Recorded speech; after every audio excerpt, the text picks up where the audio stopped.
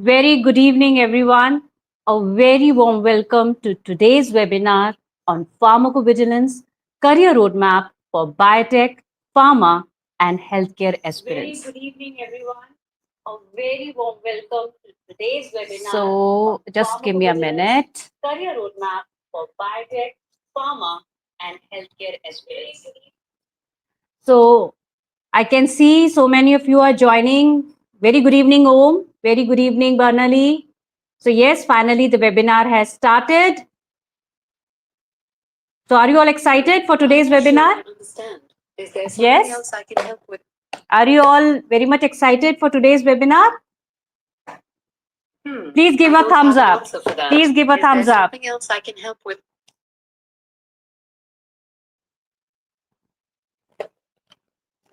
Okay. So just give me a minute.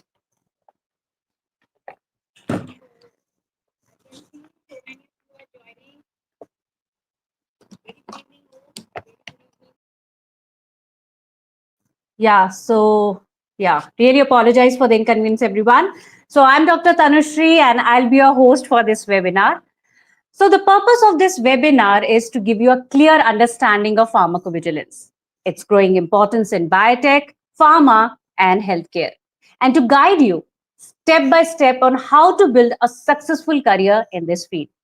So before we begin, let me quickly introduce our distinguished speakers. So today we have with us Ms. Geethanjali, who is working with Biotechnica as an academic support specialist in pharmacovigilance. She holds a master's degree in pharmacy and brings 3.5 years of diverse experience across multiple domains. She has previously worked as pharmacovigilance associate, gaining valuable expertise in drug safety and case processing. We welcome you, ma'am. Our next speaker is Mrs. Bhanu Melvin. With a strong academic foundation in pharmacy and over a decade of dynamic experience across academia, healthcare, regulatory affairs, and corporate training, Mrs. Melvin brings a holistic and agile approach to professional development and organizational excellence. She has successfully trained 1,500 plus individuals, more than 1,500 individuals, including academic aspirants and working professionals in the areas of clinical research, pharmacovigilance, clinical data management, regulatory affairs, clinical SAS programming, and holds several globally recognized certifications. Her multidisciplinary expertise enables her to connect scientific knowledge with regulatory and operational excellence, delivering impactful training and strategic solutions for the evolving life science industry. She is currently serving as an academic and research support specialist in clinical data management, pharmacovigilance, and regulatory affairs at Biotechnica. We welcome you, ma'am. Also, we have with us Dr. Girish Sane. He is a seasoned professional with deep expertise in his field, blending academic rigor with real-world insight. He has led diverse initiatives, mentored emerging leaders, and driven impactful outcomes across sectors. With a strong grounding in research and strategic thinking, he excels at translating complex ideas into actionable results. Passionate about innovation, collaboration, and continuous learning, Dr. Sane is committed to fostering growth and excellence wherever he works. We are truly honored to have you with us, Dr. Girish. We are truly honored to have you all with us today. Dear attendees, please feel free to drop your questions in the chat box at any time during the webinar. We'll address them during the live Q&A session after all the speakers' presentation. Also, we have a surprise gift for you all. So stay connected with us. We will share it anytime during the webinar. So let's begin with our first session. I would like to invite Geethanjali ma'am. Over to you, ma'am. Thank you, Tanushree ma'am, for giving us an introduction about all of us.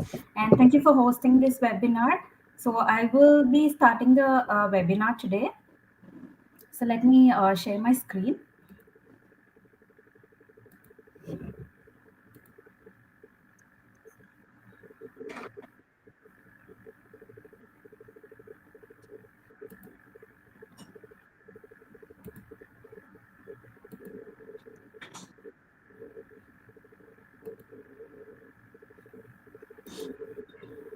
So I believe my screen is visible.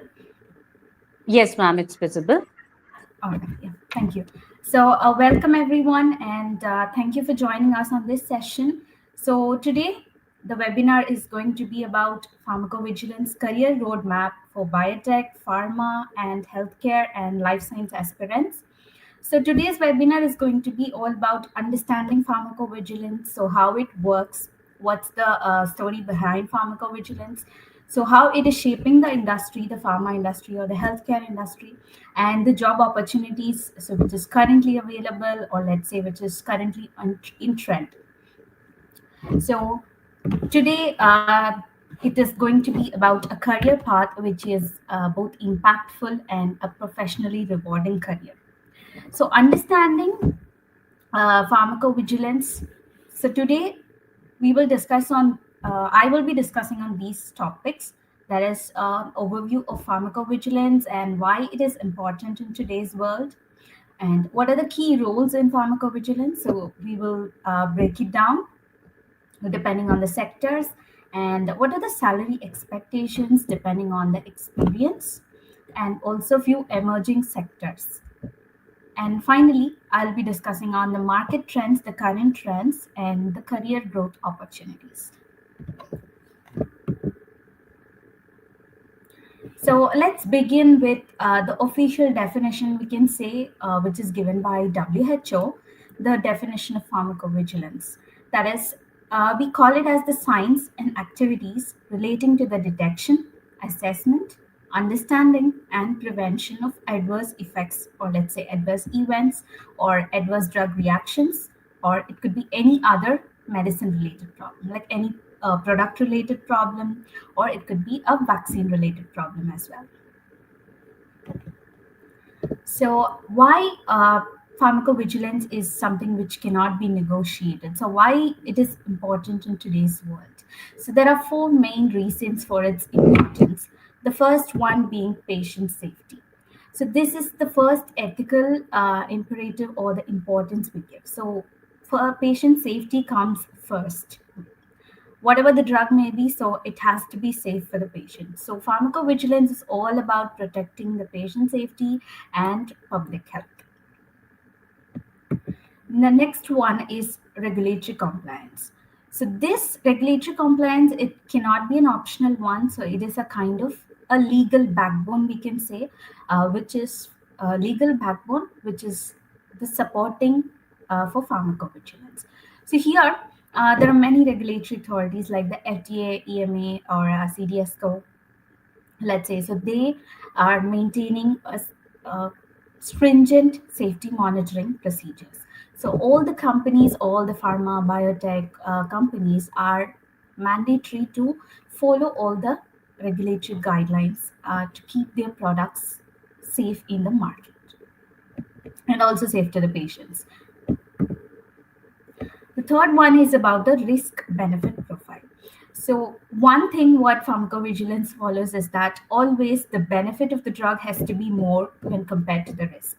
So, only then it is useful for the patient, right? So, PV here helps define the balance between the benefits and the risk. So, for example, depending on the disease or the condition, what the drug is being used for, so it can differ, right? So, the risk and benefit profile will differ. So, here the PV helps in figuring out all the risk and benefits of this. And finally, protecting the company's reputation and liability. So there are many sponsor companies, or there are many pharma industries who work on drug development. So here, pharmacovigilance plays a major role in helping a company's reputation by detecting the events earlier, let's say, detecting an event or ensuring patient safety. So here, PV provides it acts as a uh, critical decision. It helps in taking any critical decisions when it comes to the patient safety, or it could be a risk.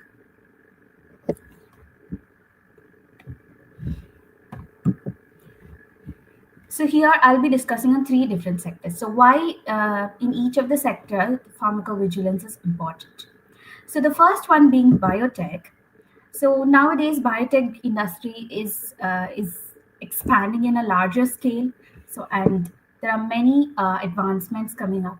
So here developing cutting edge biologics, vaccines, genomics, proteomics studies. So all this require real world safety monitoring. So in the early phase of clinical trials and the post marketing surveillance, the pharmacovigilance helps all the biotech industries in avoiding a major setback or let's say a major loss in their research. So detecting the events at an earlier stage can help a lot here. And next, when it comes to the pharmaceutical industries, so development of drugs is is moving on in a faster pace, we can say, because as new diseases emerge, the new medicines also are being discovered. So here, PV helps in managing the risks associated with all kind of drugs, biologics, devices, etc., vaccines, etc., all of this. So here they are bound by the regulatory guidelines, so which is developed by different regulatory authorities like FDA, CDSCO, or it could be MHRA. And in the hospital sectors as well. So here nowadays it is made mandatory for all the hospitals and clinics to report all the adverse events, whichever is to maximum. To the maximum. So this will ensure it promotes patient safety and also it is building trust among the patients. So this will help all the healthcare delivery systems or in the healthcare industry. So we can say that pharmacovigilance is present right from the early stages of preclinical or phase one studies to it's like a continuous process. So it even follows in the post-marketing stage as well.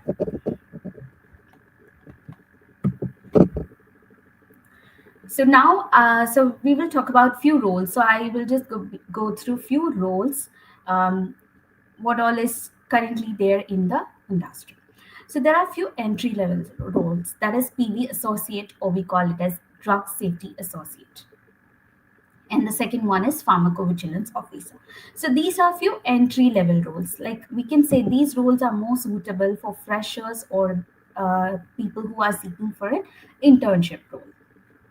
So this is like these roles are the foundations of PV, we can say, because you start your career from this point of role. I mean, this role, your career starts. So these two roles involves a mix of roles and responsibilities like case intake. So you work with the basic case processing. So you get to interact with healthcare providers and you are bound to follow all the regulatory guidelines and stay in compliance with it. So you even get a chance to monitor few safety signals, which is like the next stage of your role, and also handle some follow-up communications as well. And these entry-level roles involves handling of raw data majorly, raw data that is right from the patient, or we can say right from the source. So we have set a few mid-level roles. So here I've listed two mid-level roles. So first one is the drug safety specialist or the medical reviewer, and the second one is a clinical safety scientist or a safety analyst. So these mid-level roles, they focus mainly on the clinical part, or let's say the medical review part. So these people coordinate with the physicians or the clinical teams to assess the data what has been provided by the entry level uh, candidates.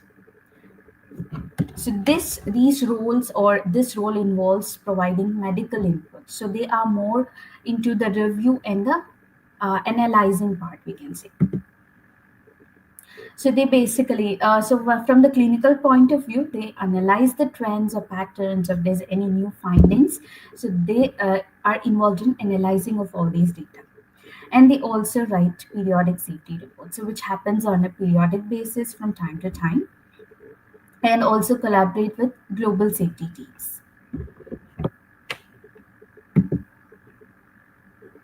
So next comes the senior roles. So these roles are kind of a leadership roles, we can say. So they are involved in mainly managing of a team, or let's say a whole unit of PV,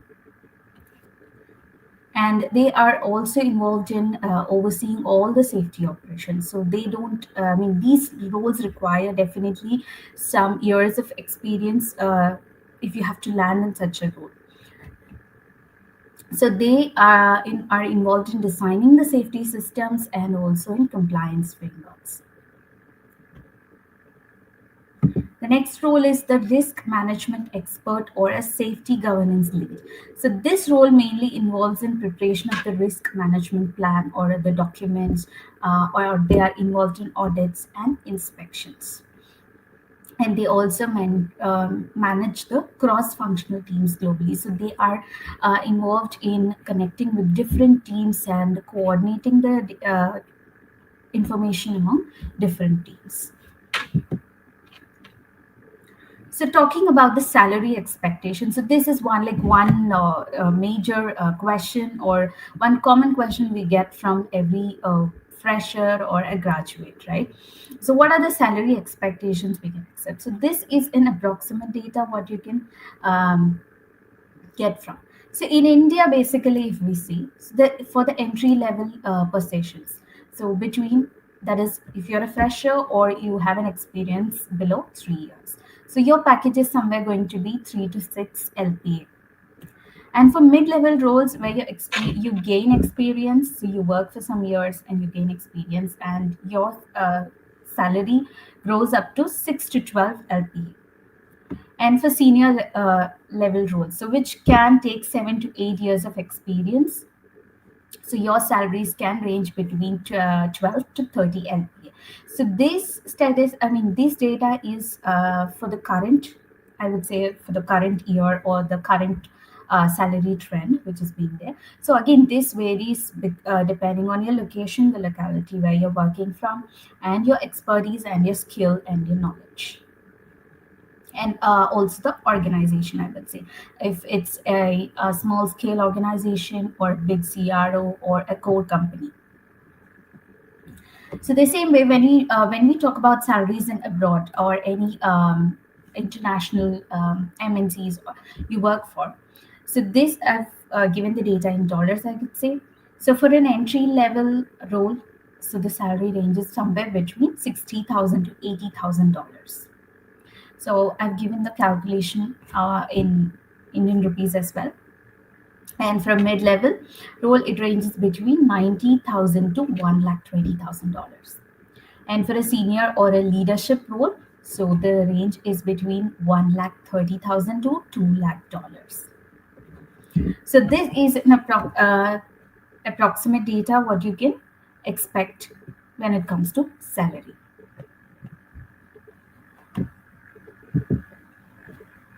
So now let's discuss on some emerging sectors, so which is coming up, right? So first thing is about the biotech startups. So these startups, they focus mainly on the innovative molecules or personalized medicine. So personalized medicine is something, so which is in the current trend, we can say. So many companies are working on personalized medicines, and the environment is flexible, but it also requires multitasking. So you need to develop a lot of skills in order to get into it. And it all gives us an opportunity for high learning. So there's a lot of exposure when you get into this field. So you get to learn a lot of things. The next one is the CRO. So CROs, we can say, they offer the maximum of PV job opportunities, we can say. So these, why? Because India has become a global hub, we can say, right, for clinical trials, or it could be for PV roles as well. So the CROs, they handle the outsourced PV operations from global clients, from the core companies. So they outsource the projects, and these projects are being handled by the CROs. So CROs, you get to work in different roles in a CRO, and you can gain a lot of experience from there. And so the CROs, they become the stepping stone for freshers. That is, if a fresher is looking for a job opportunity, then approaching a CRO would be the a better option, we can say, because you have a lot of opportunities there.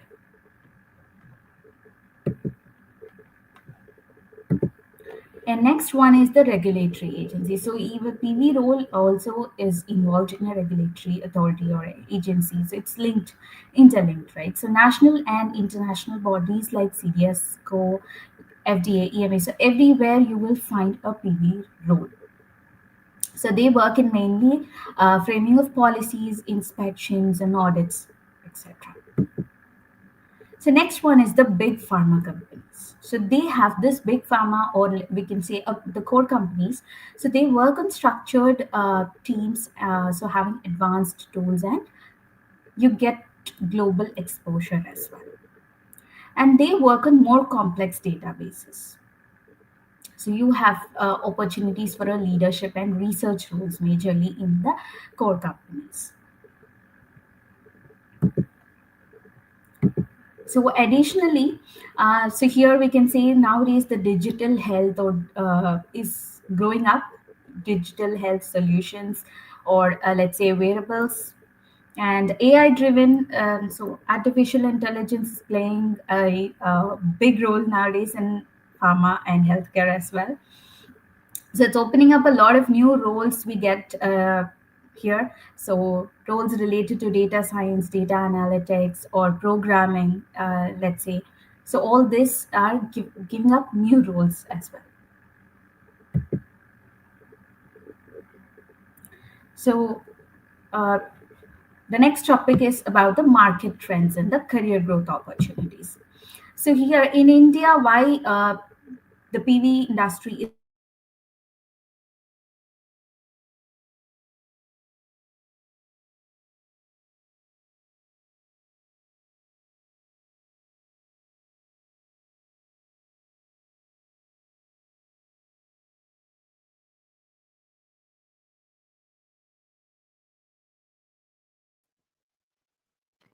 Okay, I think there is some technical issue at the Geethanjali's ma'am and so our team is trying to find out.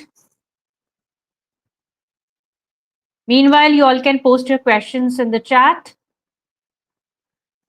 Yeah, hello, Mr. Sheikh. Yes, I can see you. I can see your name. Very good evening. So everyone, we really apologize for the inconvenience. I think there is some technical issue. So our team is trying to rectify it. Yeah, so if you have any queries, please post your questions in the chat. I will be picking up the questions from the chat and it will be answered by our experts. So I'm sure if you are attending this webinar, that means either you are very much excited to make a career in this field or know to more about this particular field. Bernally, everything will be answered regarding the course related to pharmacovigilance. What kind of course? Can you please a little bit elaborate so that our experts can answer it? Very good evening, Beauty. You have a question related to management of biotechnology. I request you to please post your questions related to pharmacovigilance here, right? Because this webinar is all about pharmacovigilance and we are here to explore what this field is all about, what are the skills, what are the qualifications required, how one can make a career in this particular field, right?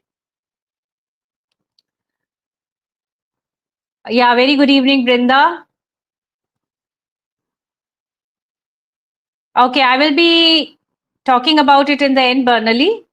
You are asking about basic to advanced course. Okay. So we have noted your query and we will be answering it soon. Okay. Om Singh, I think ma'am, Geethanjali ma'am is only covering this portion about the particular companies. Yeah, very good evening, Tanuj.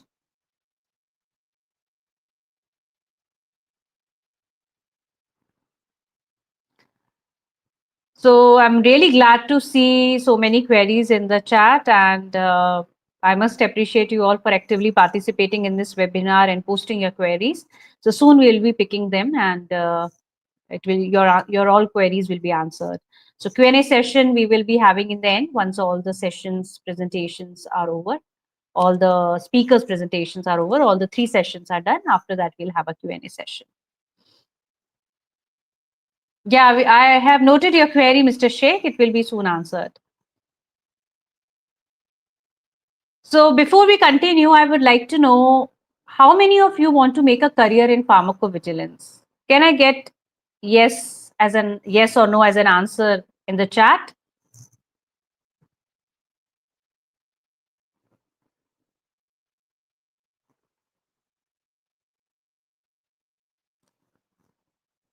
If you are here for this webinar, I'm sure there must be a lot of questions regarding this field. There must be something which excites you about this webinar, right?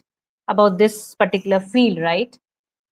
So, okay, I can see yes coming. Rakshita, Shilparani, yes. Mr. Sheikh, my question is that are you excited or are you interested in making career in field of pharmacovigilance? Yes or no? Okay, Bernally, you are also interested. Very good. Tanuj, qualifications required. Sure, Tanuj, it will be soon will be covered in this session. In this particular webinar, we have designed the sessions in such a way that if you have any particular uh, I can totally understand that if we are trying to, if we know about a particular field and if we want to make a career in particular field, we have a lot of questions related to that field in our mind. What are the skills required? I'm a biotech student. I'm a life science student. Can I switch my? I have done my post graduation from in biotechnology or microbiology or biochemistry. So can I make career in pharmacovigilance? I'm sure many such questions must be in your mind, and we have designed the webinar in such a way that all your questions will be answered. So 3 sessions that we are having today. Where first session, Geethanjali ma'am is already covering about like she's providing an overview of pharmacovigilance industry and opportunities available. The next session, which will be taken by Bhanu Melvin ma'am, she will be covering about the skill sets and qualifications. Okay. So Tanuj, your question will be answered in the next session, which will be taken by Bhanu Melvin ma'am. Still, if it is not clear, then you can post your question. You can query in detail also in the chat, and ma'am can take up and answer that in detail. Brindas, you also have a question related to skills, so it will be answered in the next session. Okay. MSc Microbiology. Asif, you have asked career after MSc Microbiology. So can you be a little bit specific? See, career after MSc Microbiology depends on your goal, right? Your area of interest. Like you want to go into pharmacovigilance, you want to go into research. So you have to be a little bit elaborate, and you have to be you have to identify your interests. Okay. So based on that, there are many career, but it's up to you, like what you want to do actually, or what is your career goal, right? Same. Prajna, you have also asked what after MSc Biotechnology. So if you are specifically asking about pharmacovigilance, that if you have done MSc Biotechnology and how you can make a career in pharmacovigilance, then our experts will soon be answering it. So I'll just check with my team if there is some, like if it is taking too much time, then I think we can start with the next session then. And then Geethanjali ma'am can continue in the end. So let me just check with my team. Oh, I think Geethanjali ma'am has joined already. Geethanjali ma'am, can you hear me? Yeah, hi Tanushree ma'am. I'm so sorry. I think there was some network. It's okay. It's absolutely fine, ma'am. We have a lovely audience, who have a lot of questions, and they have very interesting questions. So it's no problem. It's just that we want you to, again connect and continue with the presentation. Yeah, sure. If you don't mind, can you let me know where did it got dropped off? Ma'am, you were talking about market trends and career growth opportunities. So maybe we can continue from there. India's growing PV ecosystem. Okay, sure. Just sharing my screen. I'm so sorry about it.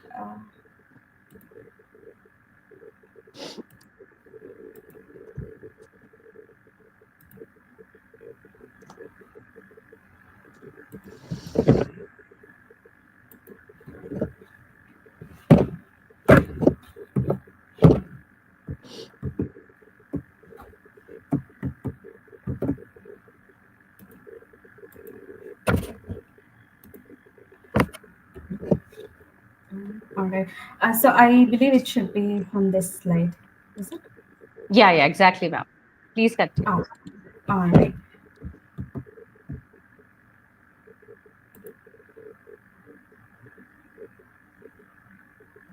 So let's just continue from here. So talking about the market trends and the career growth opportunities we have in PV right now. So why India is one of the growing PV, India's growing PV ecosystem. So the four main reasons are clinical trials are vastly increasing in India. So there are a lot of trials being conducted. So which eventually increases the job of a PV job in a PV industry. And so there are a lot of outsourcing which is taking place in India. So a lot of companies are outsourcing the PV activities to India. And the availability of skilled workforce. So we have a lot of skilled people who are in India. So all the young graduates have a lot of opportunity here. And there's a collaboration with the global regulatory bodies as well. So talking about the global demand, so globally, the companies are focusing on biologics, vaccines, gene therapy, cell therapy. So all the advanced studies are being carried out, and there is a rigorous monitoring required for all these studies. So which increases the PV PV opportunities as well. And the aging population. So worldwide, aging populations need advanced treatment options. So which is the PV industry is going to help them. And there is a requirement for real world data integration from electronic health records, or it could be from any insurance claims as well. So integrating all of these data requires the help of PV.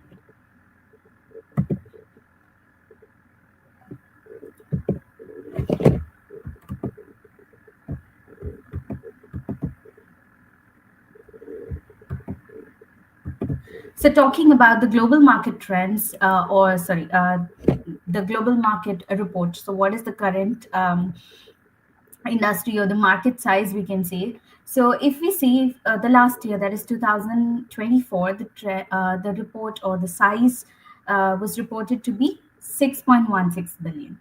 So, it has grown by, I mean, it in the current year 2025, it has grown to 7.24. So from this graph itself, we can see that there is a huge demand and there's a huge growth rate we can see. So the annual growth rate by 2029, that is in the next 4 to 5 years, it is expected to increase by 17 percentage approximately. So which can go up to 13 billion. So this is actually a huge number. So which we can say that there's a lot of um, opportunities coming up.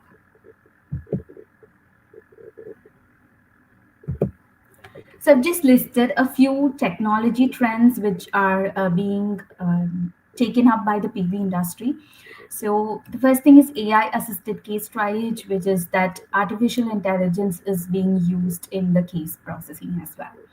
And there are a lot of cloud based PV platforms also being developed by companies to make our work easier. And new apps are being developed, so which helps the patients report directly from their application itself. So, and there are many advanced analytics or analysis systems being developed for signal detection also. So, talking about the global trends which are shaping the future of PV.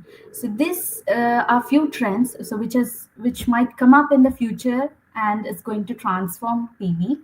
So, digital transformation and AI. So nowadays everything is being digitalized, right from reporting of an ADR to transforming and until the submissions, everything is being digitalized nowadays, and artificial intelligence is playing a major role, so which is helping in screening millions of medical records.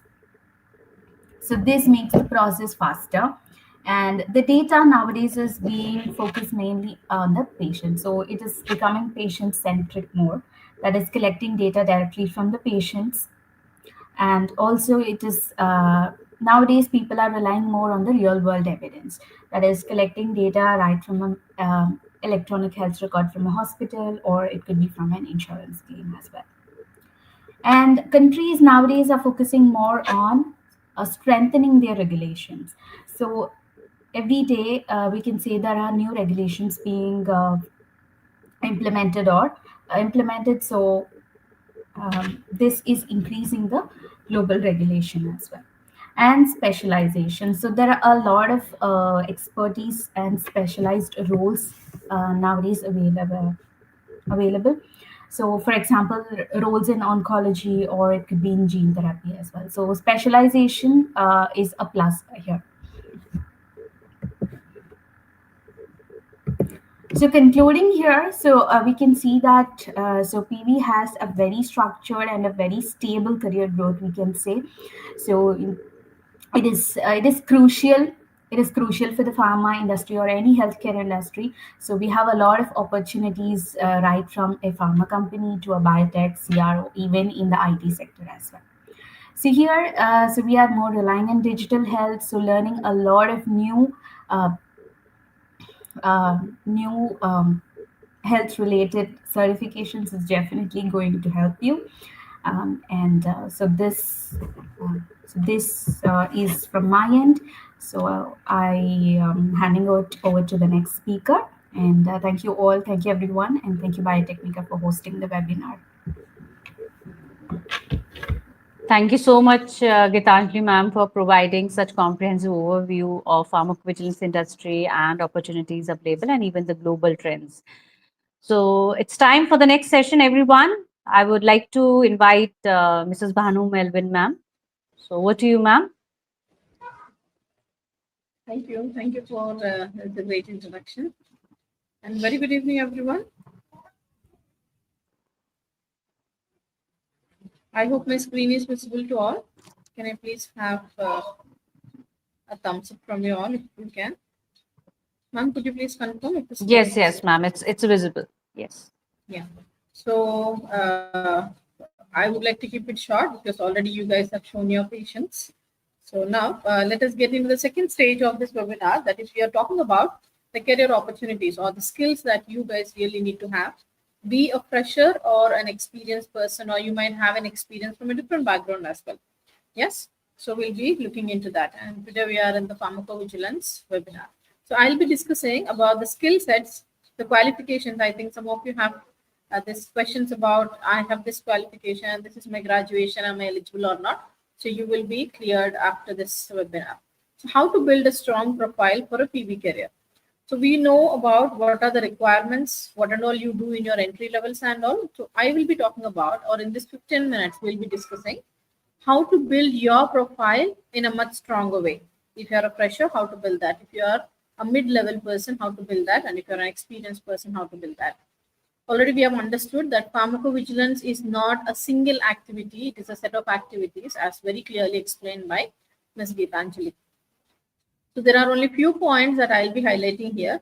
So we need to understand how to detect, means to find out or to identify, assess, to judge whether this is correct or wrong, due to this or not due to this. Okay. Understand why it has been caused, how it has been caused, and prevent, how we can stop what adverse events.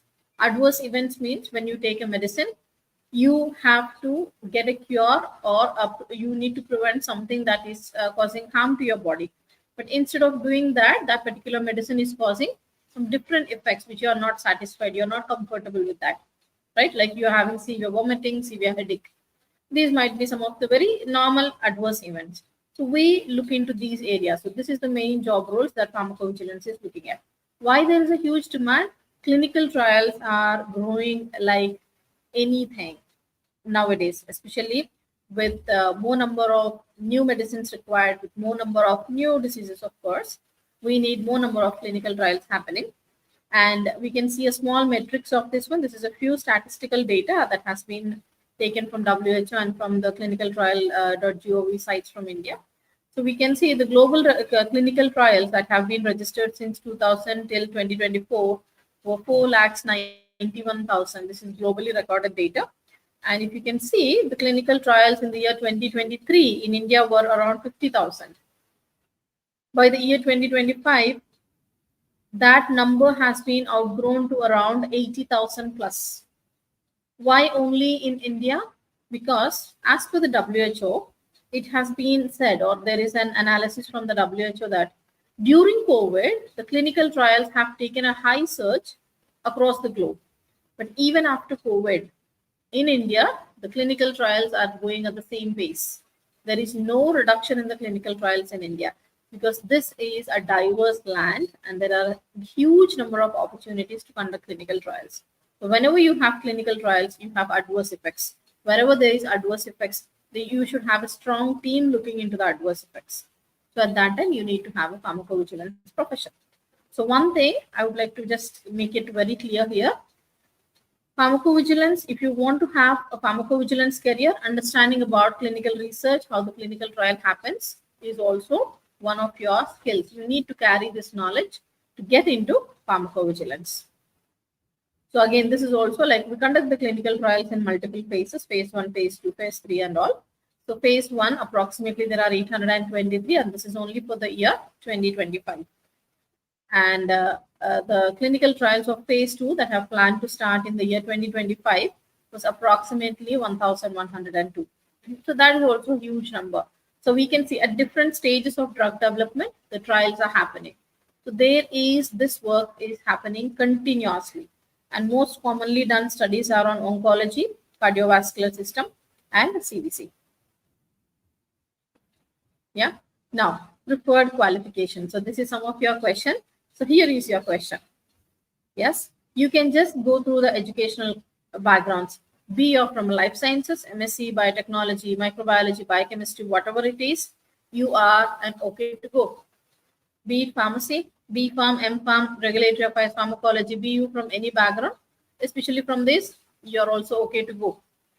Medicine and allied fields, MBBS, BGS, BAMS, BHMS, nursing, related fields with PV certifications are all welcome.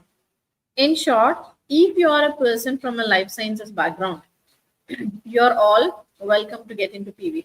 So this must have cleared all of your doubts, like whether I am eligible or not, right? So the next thing is, if you wanted to have, so one skill or one thing that you require to get into a PV field is what I think every one of you are having now. All the attendees, whoever is present here, because I've gone through the charts. So all of you carry this. Now, what do you require more? How do you get into that? What skills you need to develop? One skill, I have already mentioned you, that we need to have knowledge about clinical trials, clinical research, why it is happening, how it is happening, what are the stages does this clinical trials happen, and all. Right? So now, the next one is career path mapping. So let us see. See, map is you look into what is the next stage, what is the next spot, what is the next spot, right? We map it. So we connect the dots. So let us also connect the dots, how you can jump from, for an example, from a biotechnology graduation into a PV role. Again, from there, you need to get into a mid role. Again, from there, you need to get into an expert role. So if you can see, Ms. Geethanjali has very clearly mentioned how you can literally analyze the job roles. Yes, before taking any certification or before getting into any course, it is very good that all of you are here to understand more about pharmacovigilance. Your doubts are really awesome. You need to have them because we need to understand what is my life after joining the entry level. Fine, you have done this and you got into your entry level. How do you go to the mid level? Because we are not going to stop there, right? So in the entry level, what is required? The basics of an entry level is we understand the process of pharmacovigilance. Yes, we look into the different documentation works. You look into how to fill up those things, how to analyze the adverse event, how to record it, how to narrate it. So these will be your basic skills you will be requiring in your entry level. Whenever you get into an entry level, please note that you will be looking into the safety profiles of the drug. Okay, you will be understanding them. So by looking at the profile, you will be understanding whether the safety of the drug is yes or no. Is it as per the standards or not? Yep. Then you will be understanding the very basics of MedDRA coding and all, whether you have those or not. So you will understand how this process works, how your what and all are the multidisciplines that are available across you, how many teams are present around you. So now this is your entry level. After gaining 2 to 3 years of experience, always, just because I have 2 to 3 years of experience, push me into a mid-level? No. Industry doesn't encourage that. What do an industry really look into? If I am from a fresher level, they look into multiple things from us. Not only about how you work. Are you dedicated to your work? Are you coming at 9 and finishing your work by 5? No. They also look how enthusiastic are you in learning the new things, in exploring the new things. Clear? Now, in your first stage, in your entry level, you should have the skill or you should develop this interest to learn what the other departments are also doing. I'll tell you why. If I understand what the other department is doing, that means I know how these two departments work. So I am having the capacity to manage the two teams. So this will be your mid-level careers. It is not only about understanding your work profile, how properly you do that, how efficiently you do that. That is absolutely fine, right? So that is what they are actually paying us. But if you want to grow in your career, always remember, you should be thirsty of learning. You should keep your plans or paths very, very clear. You should set your goals. Fine, if this is the new advancement in PV, let me understand or let me explore where this is applied, right? How I can learn this. Am I really interested in learning this? If you are interested, you pave a path. Otherwise, you don't. Unnecessarily, we don't do all the things, right? So you understand where is your interest, which department your interest lies in your beginning years of career. Then you choose, fine, I am interested in case processing, adverse event case processing. Fine, I wanted to know more about reviewer jobs. Check your eligibilities. Talk to your department friends. Talk to your colleagues. Then they'll give you more suggestions. Okay, you are getting an idea on them. Fine. Once you say that your qualifications, everything is a tick mark for case triaging, learn how your department is working first of all. Then understand how the other companies, are they using any new technologies? Right? Then you explore those. So after exploring those is what you go into your mid-levels. This is just one example. Then now you can see in the entry level, you can see adverse event reporting, right? Let me just pick out a pointer for your easy understanding. See, in an entry level, we are going with AE reporting. Means you will be reporting individual cases.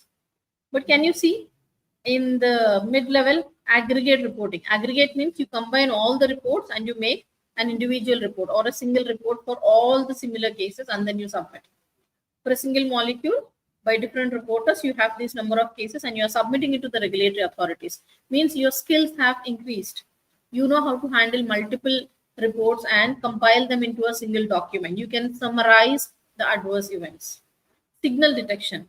Just going through adverse event report is not only that thing. You understand if there is a new adverse event that is you will be able to detect. This comes with experience.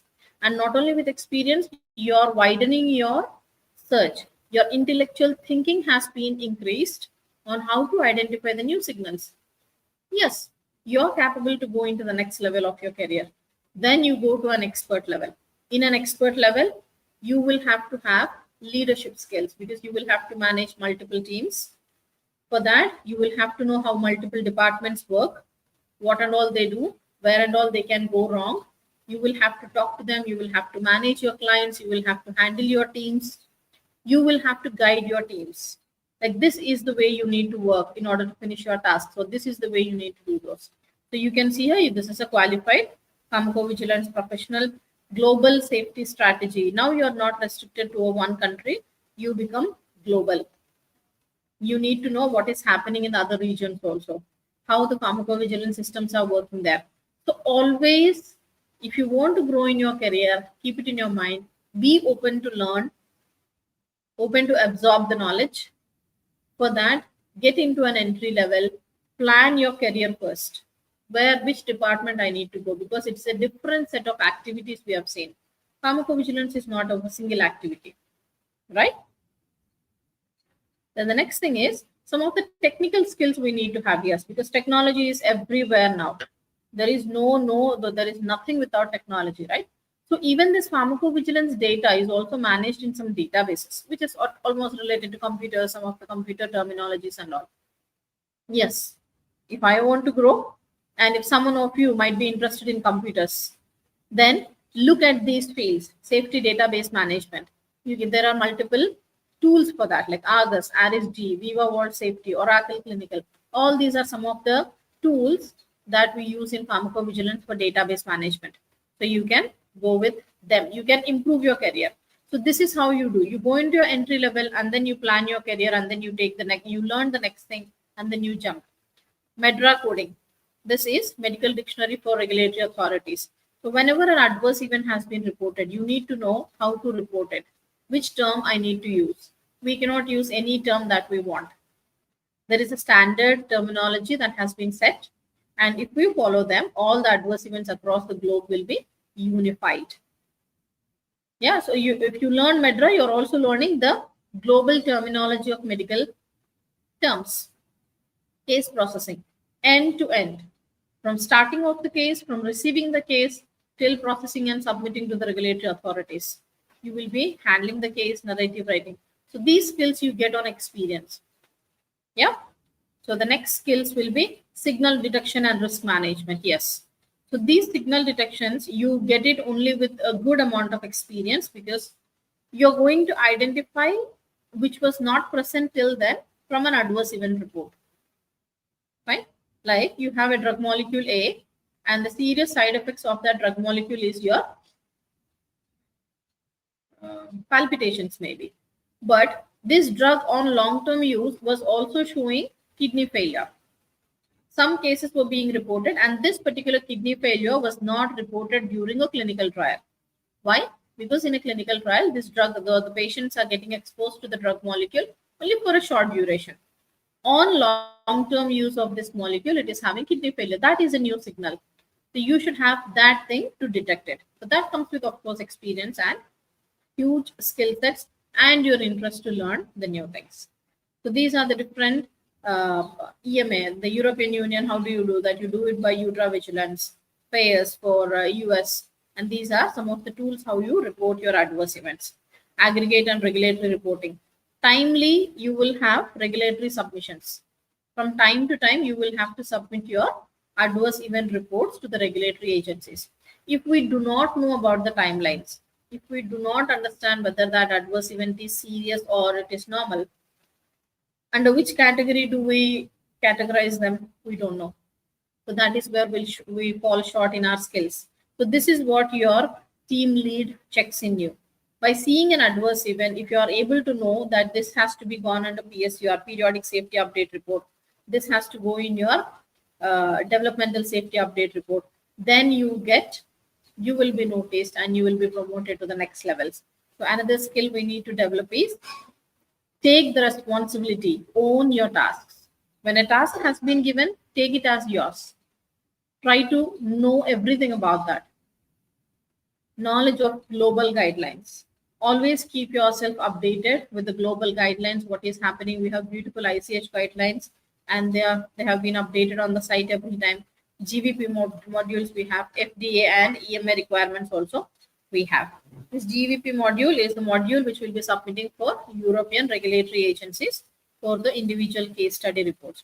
So understand if they have made any changes, what and all they have made. This will be helpful even in your interviews as well. Yes, some of the very soft skills we need to have. I mean, these are not technical. Attention to detail and accuracy. When some meeting is held, you need to pay attention to that. What exactly are they saying? And act accurately. So that means You know what to do and you do what they are saying. You are showing good skills. Regulatory knowledge and ability to interpret international standards. Yes.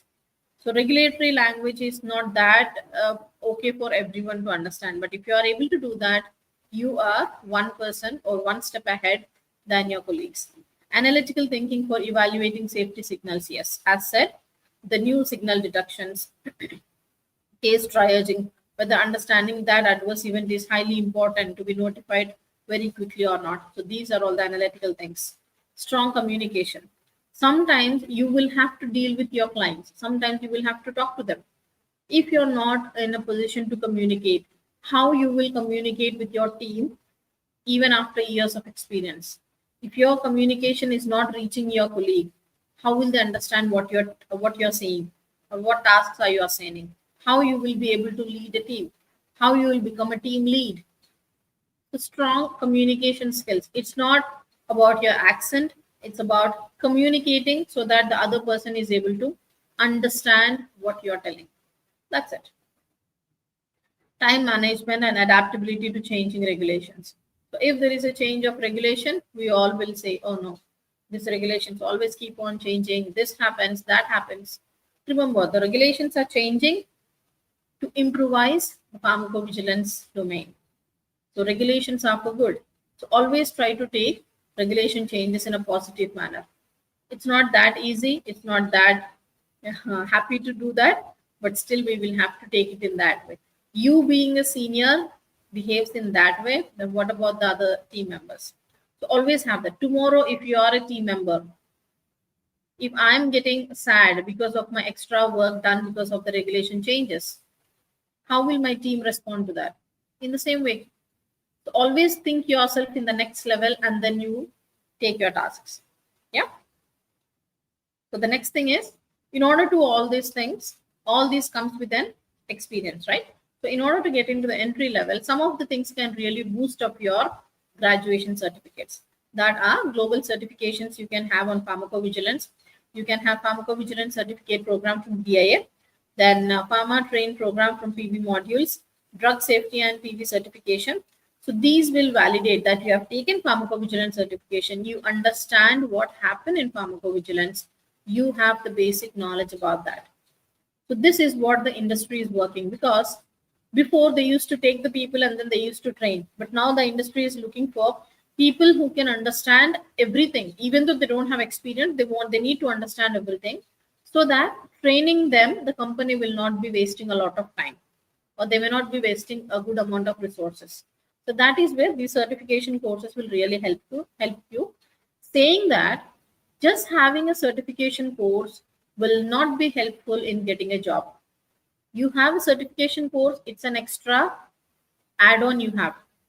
You have a degree, that's an add-on. But what is the real thing that you need to do? You need to speak about what you know about pharmacovigilance in an interview. So that is what will get you placed. So always understand, certification is only an add-on. That's not the main course. The main course is when you speak, when you express what you know about pharmacovigilance, that is the main course. So that is what makes you getting selected. But again, having only the main course but without the certification might be a bit disadvantage. Having a certification boosts you to go there. Then industry recognized training, clinical research and PV programs, complementary skills you can develop, like maybe improving your communication skills and all. UDRA Vigilance and MEDRA coding workshops. MEDRA do conduct free webinars. Pharmacovigilance Program of India, that also conducts free trainings and webinars. Participate in the webinars. ICH and GCP certifications you can take.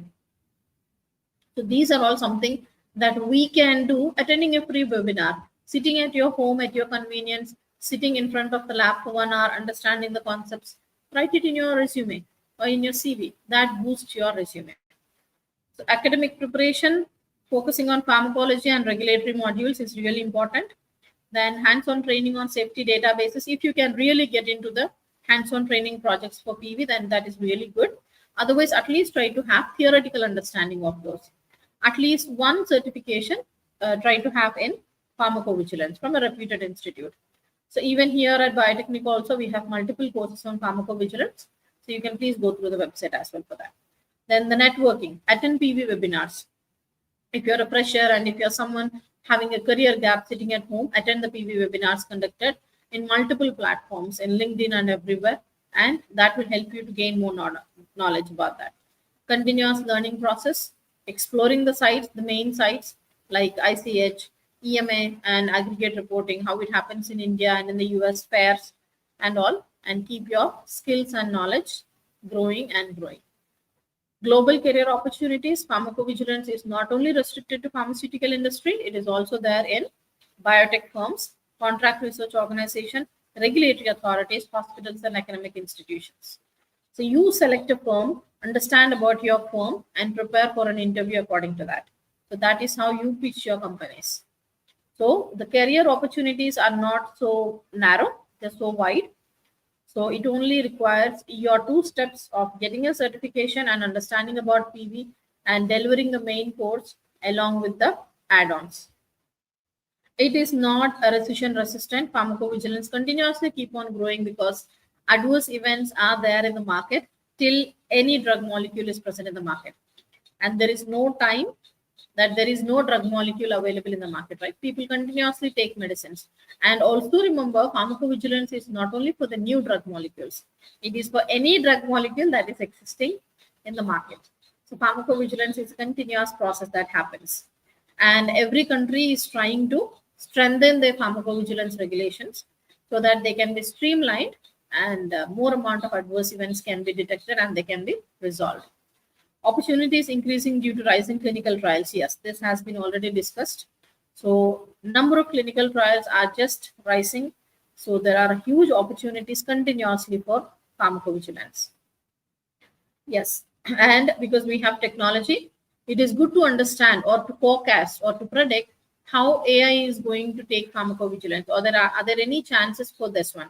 Fine, let me explore what it is going to do.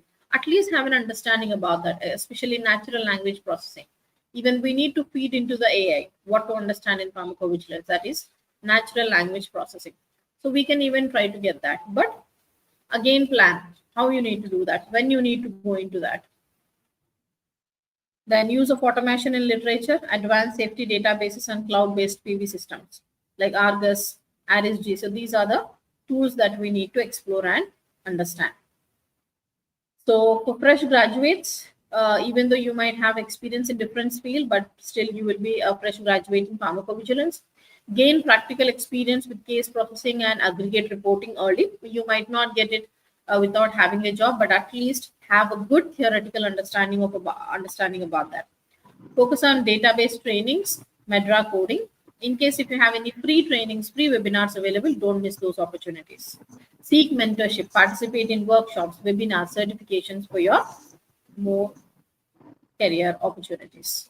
Then regulatory understanding is really important because you need to know when to report and what to report. Otherwise, completely it will be chaos in your department. Sorry to interrupt, Bhanu ma'am. If we can quickly just summarize. Okay. Yeah. Yeah, you're on the last slide only. Okay. Yeah, it's Fine, done. ma'am. Thank you so much. Thank Yeah. you so much. So, Yeah. yeah. So the takeaways are it is a very promising career. The only thing is plan it strategically and continuously have a career changes. Open up your mind for learning new opportunities, and you will be placed. Yeah. So it is not just about detecting adverse events; it's about protecting lives. So welcome you all for this course, and thank you for giving me this opportunity to Biotechnica, and thank you all for listening to me so patiently. Thank you. Thank you so much, ma'am. Many attendees have this question regarding skills and qualifications. So I hope they have got their answers from your such a wonderful session. So thank you for highlighting the skill sets and qualifications. I'm sure it has definitely helped our audience prepare for a successful pharmacovigilance career. So now, everyone, it's time for the next session. So I would like to invite Girish sir. Over to you, sir.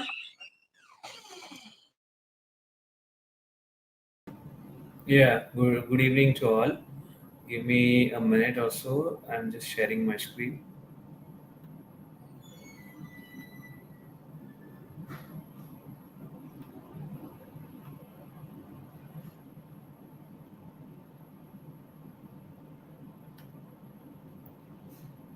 let me know if you can see my screen. Hello? Sure, sir. Sure. Yeah, it's visible, sir. Yeah. So thank you for giving me this opportunity today to present this slide.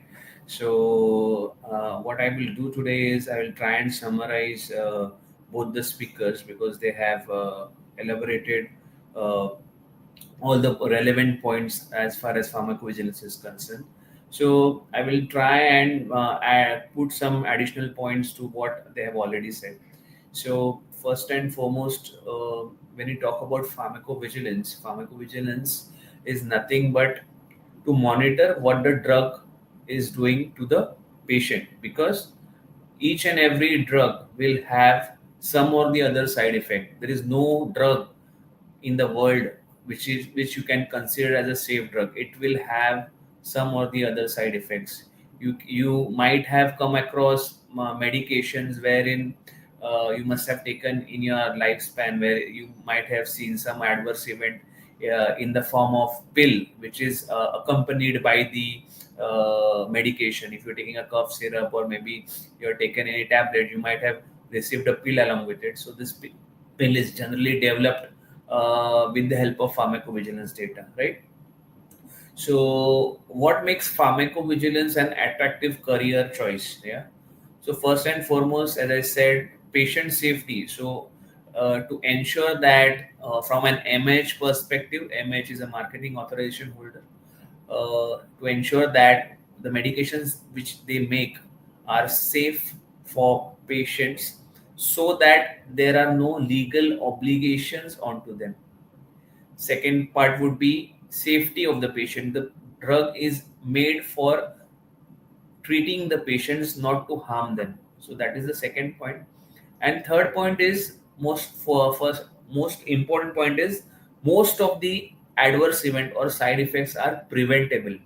So if you are able to detect those adverse event in a timely manner, you will be able to reduce the burden onto the patient. So that is where the patient safety comes in, right? Sir, So can you hear me? Can you please hear me, sir? I just want to request you if you can please keep your camera on, sir. Our attendees want to see you. yeah, is it visible now? Um, Not yet, sir.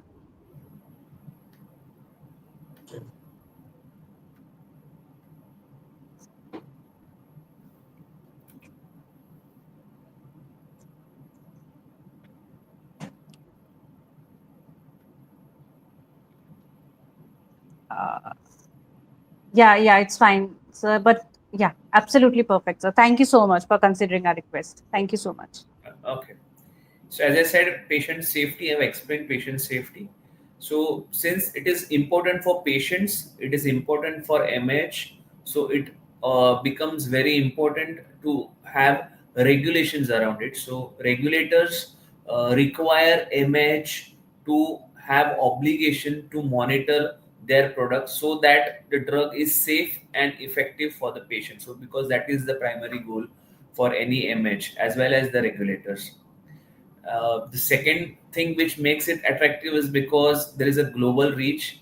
There are different regulators. For US, it is US FDA. For Europe, it is EMA, MHRA. For UK, India, there is PVPI. So there are different regulations which are coming up. There are ROW countries, right? So those also require, because they want their population to be safe, their population to be treated, and avoid any unnecessary side effects which can be prevented if proper care is taken while prescribing the medication, while dispensing the medication. So this can be avoided, right?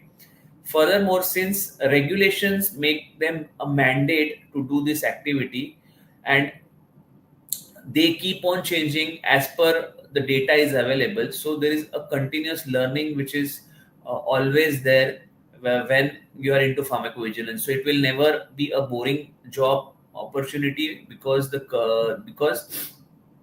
regulations keep on changing, and a different set of regulation for each countries. So combining all the regulations into one bucket is something which is challenging and also exciting at the same time. And also, these are expanding markets. So if I look back 10 years back, there were no regulations in countries such as the developing countries. Even if, for that matter, India did not have those firm regulations as far as pharmacovigilance was concerned. They have been recently developed. The first regulation came somewhere around 2018, and then there was a revision back in 2021, 2022. So we can see expansion as far as market is concerned. So that again will give a lot of opportunities for the job seekers who want to get into this field.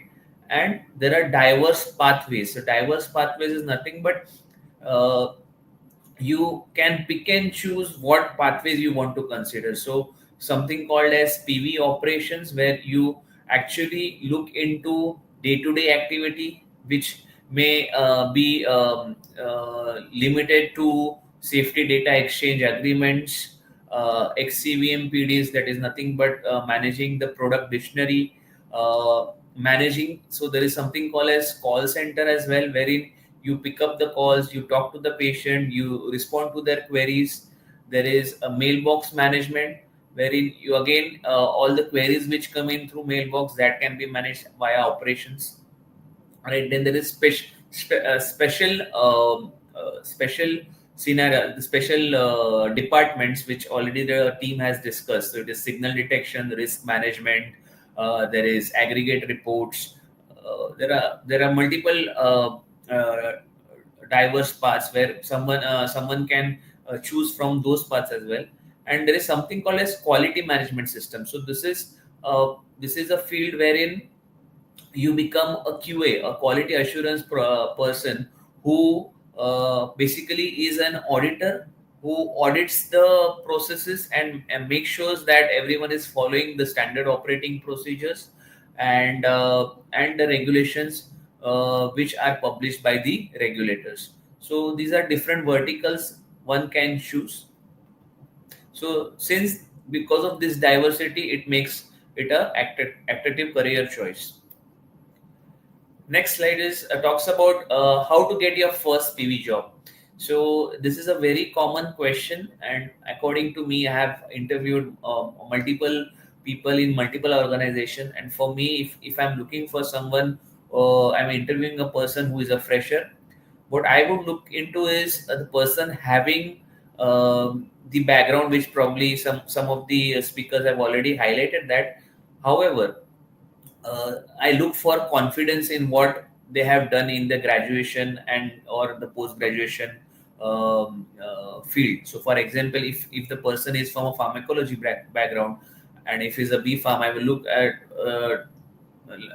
and ask questions related to his field and see what is the level of confidence he has, whether he has actually studied, or is it just it is just that he has done the certification but is not aware of what he has studied, right? So if you're looking for a first PV job, what I would suggest is there are best 50 questions. You can just Google it out. You will get a list of questions where you will actually know what kind of questions are asked in an interview, which are very common for freshers. To give you a tip, you can just go and Google it out, and things you should know is something. What are the regulations say? So what are the regulators? Name of the regulators, right? So every country has different regulators. So who are they? What is their role, right? What is a serious adverse event, for example? What is a non-serious adverse event? How do you report a case, right? It's a very simple operational questions which an interviewer is going to ask, right? So if you are able to showcase your knowledge, your interest in that particular interview, definitely your interview can be taken forward, right? Because in the first interview, you will not be able to know know about each and every field.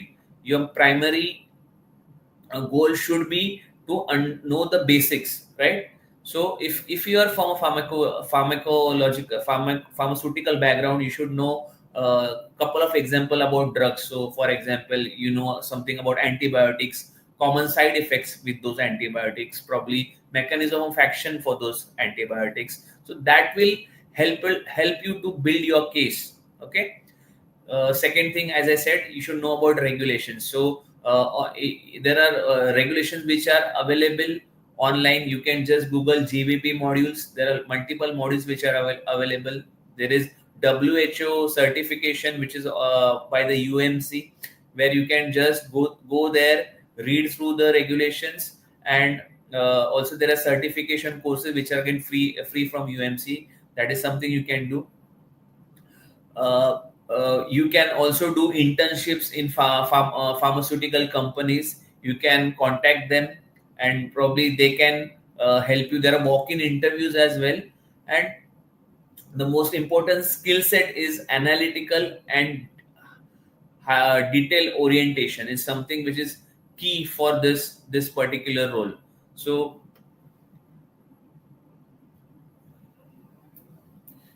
if you want to build your resume, or the interview tips for this PV role is, you should have an understanding of what is an ICSR, what is, for example, what are the 4 minimum criterias, what is the regulatory expectation, when do you need to submit these cases, what is the timeline which is there, what are the softwares which are available, as someone has already highlighted, what is Medra, what is it used for. These are the very common or basic questions someone might ask you, right? You need to tailor your resume to the job requirements, right? So if it is case processing, so you should have soft skills related to data entry. So for example, if you are good in Excel, you can you have a good understanding of Microsoft Excel, Word, and that will help you to secure a job, because you have that soft skills, because some people are not good with the soft skills as well. You should have strong communication skill. You should use impactful language to describe your skills. Process knowledge, if you, as someone has highlighted, if you have some certain certifications, that would be helpful, right? And if you have done some internship, or if you can demonstrate knowledge related to QMS, that will be add on as well.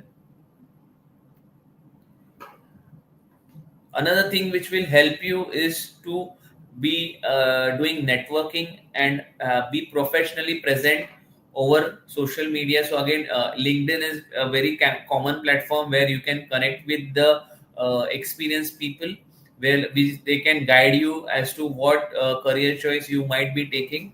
You can also go ahead and join some professional bodies such as ISOPs, DIS. I think someone has already highlighted that, and you can put your questions over there. People from the industry will also try and help you. You can attend workshops, conferences. These are readily available. So Medra arranges conferences on a yearly basis, and this is free of cost. You can attend that. You can understand Medra coding.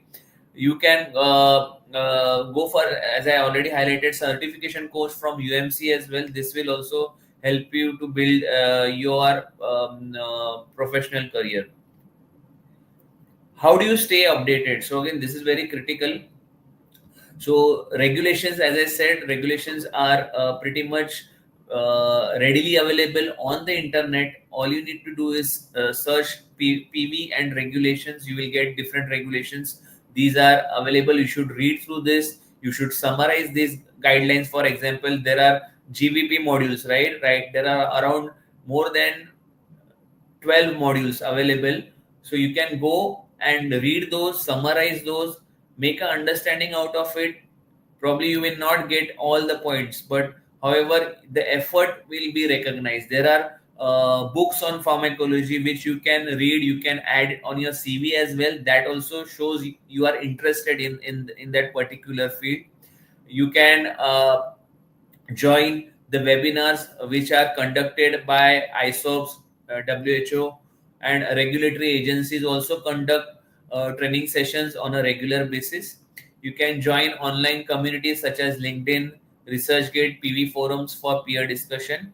And also there are regulatory portals such as EMA, FDA, MHRO, and CDSCO for latest guidance and updates. So what is the future of pharmacovigilance? As someone has already said, AI is the future. I would also suggest the members to have a short course on AI, because nowadays everything as far as PV is concerned is getting automated, right from trace processing, signal detection. It is getting updated very soon. Most of the companies are adopting AI and automation, so that will be the next step. In next 5 to 10 years, you will see most of the pharmacovigilance department having AI, and if you have that knack or knowledge of AI, that would be helpful for you to transition. Again, data analytics is something which is an advanced program where for signal detection algorithms are used, predictive modeling is used for proactive safety, right? And also the regulations are always changing. Now we have regulations for AI as well, where they have given the recommendation as to what is the expectation from the regulators as far as AI is concerned. So reading those guidelines will also be helpful. And so strategic career growth is something which is always will be data driven. So the if you are having experience across different domains, that would be helpful for you to strategize for future growth. So that's it from my side. If you have any questions, I'm open for a Q&A. Thank you. Thank you so much, sir, for such a wonderful, insightful session, especially the practical insights that you have shared. I'm sure our attendees would have definitely loved them. So thank you for sharing practical strategies and a forward-looking perspective on the pharmacovigilance industry. Thank you so much. So everyone, it's time for Q&A session now. So I will be taking up few questions. So first question I'll be taking of Rakshita. Rakshita wants to know that I want to switch from wet lab to dry lab, and I have 3 years of experience in wet lab. So is there any possibility to switch? And she has also done pharmacovigilance certification course from Biotechnica. So Girish sir, would you like to answer this question? Would you like to take up this question? So if somebody wants to switch from wet lab to dry lab, is it possible? And how one can do that?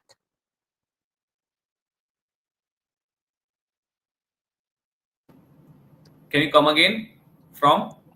So the question is that if somebody wants to switch from wet lab to dry lab, so is there any possibility to switch? So what is the qualification? If I can just know the student has done certification in pharmacovigilance, sir.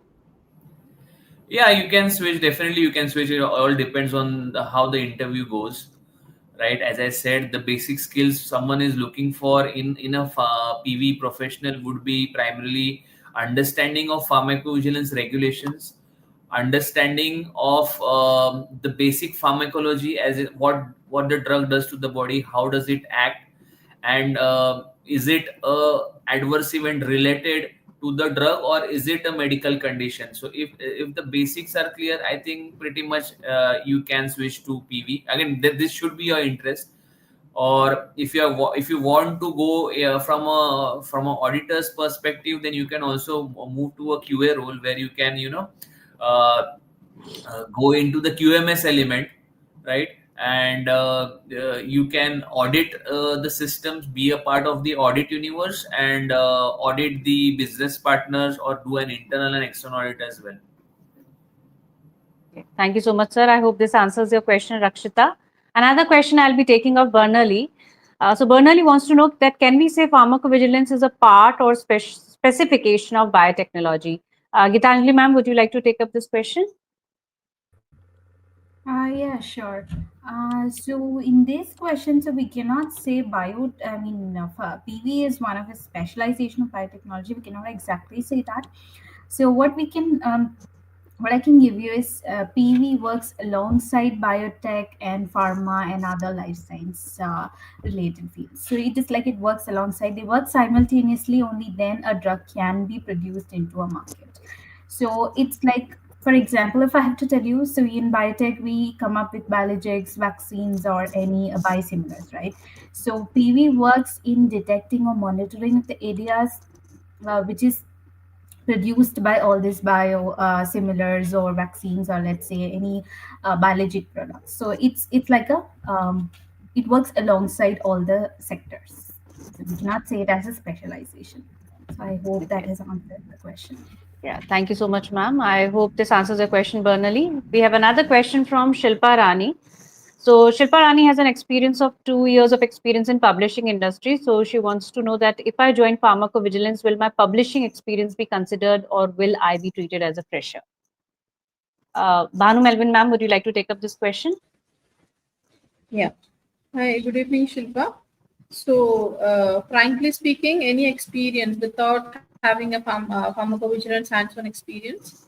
So, most of the companies consider it as a fresher role, but it depends on how much you defend it in your interview. Like you will have to analyze how you can correlate your publishing experience to the job role that they have given first thing. And if you can put it in such a way that you are very good in narrative writing or something like that, because they need your writing skills over there. So in those ways, you can explain. If you're applying for a narrative writing job roles, you can correlate it and they'll consider your experience. Otherwise, it will be pressure, but still you have some experience, right? So you can use it in that job as well. Yeah. I hope Thank you that's so clear. Yeah, definitely, ma'am. Thank you so much for the detailed explanation. Shilpa Rani, I hope this answers your question. I will be taking two last questions now because we have already exceeded the time. So one question I will be taking of Brinda Gopi. So Brinda Gopi wants to know that I'm working as senior medical coder, and if I get into pharmacovigilance with gaining all skills and knowledge, what will be my starting pay scale? So Girish sir, would you like to take up this question? And I request, sir, if you can just switch on your camera. Geethanjali ma'am, also, can you please switch on your camera? Yeah, thank you so much. Yeah, so it depends what is your current CTC and how well your interview goes. So it all depends on your interview because I cannot comment on what will be CTC. It depends on the organization as well. So what is their budget for that particular role? So it all depends. It is very subjective. Yeah. Okay. Bhanu ma'am, Geethanjali ma'am, would you like to add something? Yeah, because it's unpredictable how much a company can afford for that role and all, as it has said. Yeah. So be thorough with only your theoretical knowledge and present yourself. Show the confidence that you can carry that role and all. Then yes, slowly the pay adds on. First, try to get into the job roles, and everything happens after that. So that's what I would like to comment. Thank you, sir. Thank you, ma'am. So one last question. I can see many students are very much curious to know that if they have BSc chemistry or if they have done BE or they are MSc microbiology or biotechnology, so can they switch to pharmacovigilance? So these are the questions from Janki, Bernali Santra, and many more attendees. They have asked this question. So any of you would like to take up this question? That can, if anybody is having a chemistry background or biotech background or microbiology background, if they want to make a career in pharmacovigilance, so is it possible? Can they switch? Grisa, would you like to answer this question?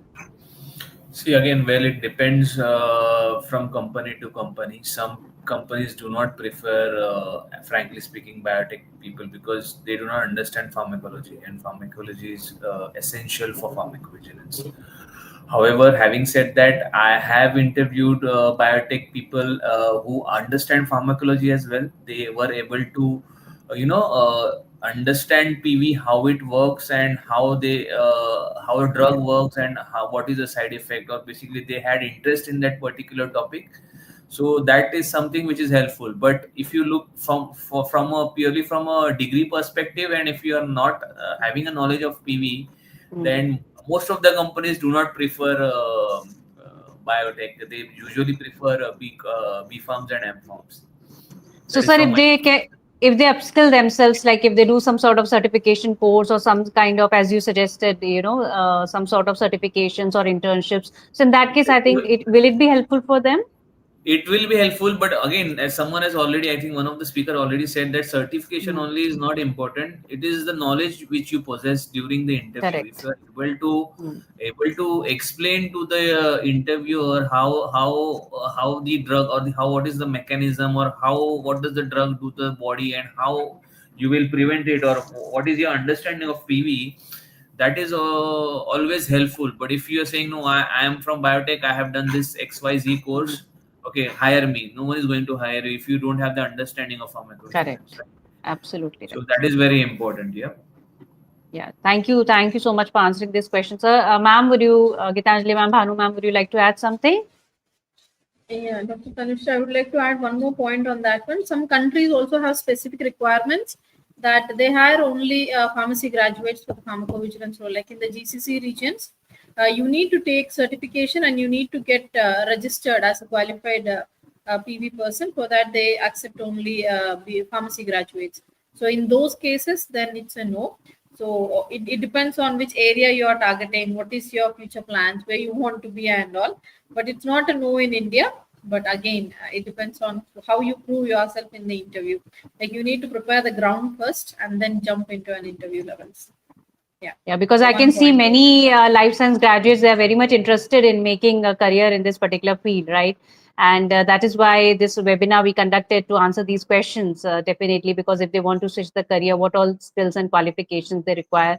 So I hope everyone, so now you have understood that whatever degree you have, apart from that, you have to definitely gain up the skills and the qualifications which have been required for pharmacovigilance. Definitely, there are certain places or areas where or the companies which do have a specific requirements, but that doesn't mean that you cannot have a career in pharmacovigilance.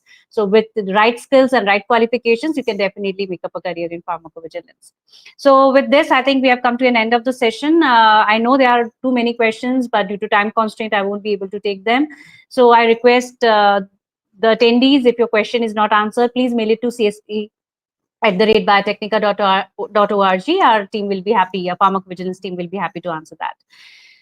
Now it's also time for the surprise gift. As mentioned in the very beginning, you all will be getting a surprise gift. So a link will be shared in the chat box by our team soon. And you just have to fill the form, and through that link, you can receive the free gift, which is an ebook on pharmacovigilance, a beginner's guide. So what all your questions are, all your answers you will find in that ebook. So it's all about beginner's guide, right? And especially this is, we have designed for biotech, life sciences, pharma, and chemistry aspirants, chemistry graduates, postgraduates. So this, yeah, so link has already been posted. You all can download the ebook from this link. So this brings to the end of this enriching webinar. On behalf of Biotechnica, I extend my heartfelt thanks to our speakers, Dr. Girish Sahane sir, Ms. Geethanjali ma'am, and Mrs. Bhanu Melvin ma'am, for sharing their valuable time, expertise, and insightful perspectives on pharmacovigilance with us.